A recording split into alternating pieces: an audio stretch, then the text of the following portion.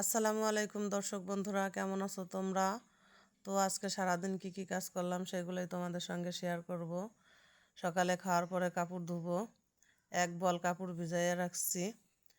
ফ্যামিলিতে মানুষ হয়েছি 6 জন, কাপড় কাচার মানুষ আমি একা। আমাদের ওয়াশিং মেশিন নাই, হাতি হচ্ছে ওয়াশিং মেশিন।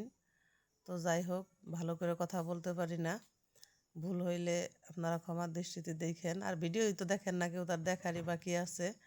এই জিন্স প্যান্টগুলো ধোয়া এতটা কষ্ট লাগে আমার কাছে, তো কী করবো, ধুইতে তো হবেই।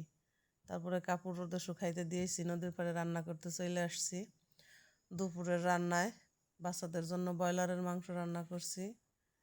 আর দেখি একটা ভাসুরের ছেলে তালের শ্বাস নিয়ে যাইতেছে, তো আবার দিয়ে গেল জাম্মা ওদের জন্য কিছু রাখবো।